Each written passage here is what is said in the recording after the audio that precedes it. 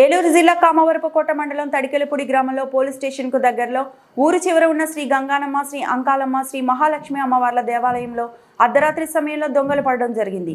దొంగలు ముందుగా దేవాలయం వెనుక వైపు నుంచి వచ్చి ఆలయ ప్రాంగణంలో ఉన్న విద్యుత్ దీపాలు, సీసీ కెమెరాలు కొన్ని ధ్వంసం చేసి ఆ తర్వాత ఆలయంలోకి ప్రవేశించారు. ఆలయం ముందు భాగంలో ఉన్న వారి వద్ద వస్తువులతో అమ్మవారి హుండీని పగలగొట్టే ప్రయత్నం చేశారు.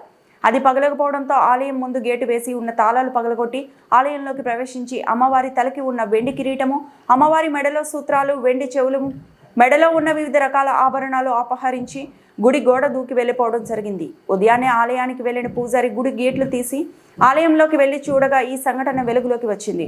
వెంటనే విషయం తెలుసుకున్న పూజారి స్థానికంగా ఉన్న తడికెలపూడి పోలీస్ స్టేషన్లో పోలీసు వారికి తెలియజేయడం జరిగింది.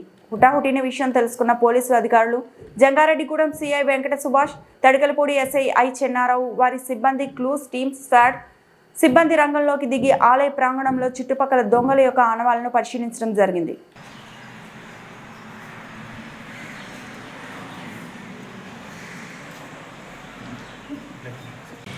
తర్వాత ఎవ్వరు డోర్లు పట్టుకోలేదు కదండి. ఎవరు సార్ మనం ఇద్దరం మనం లోపలికి వెళ్ళి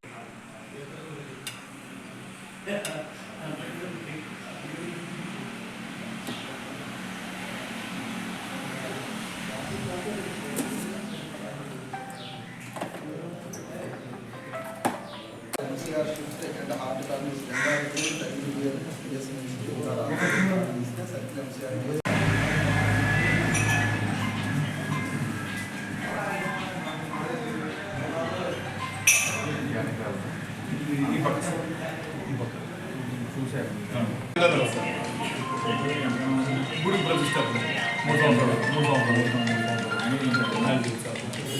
కమిటీ ద్వారా మన సుతం మనకి వేరే చేయించారు సార్.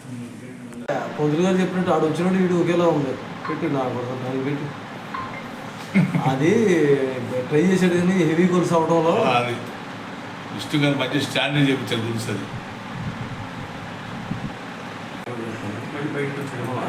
అది బయట ఇప్పుడు ఇప్పుడు తీద్దాం ఒక సెకండ్.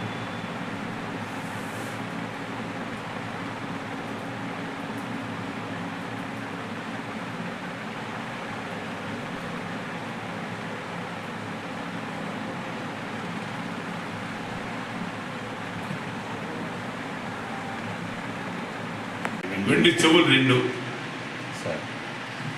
అమ్మవారి అడ్డబొట్టు 1, ముక్కు పొడుగు 1, అమ్మవారి నత్త 1.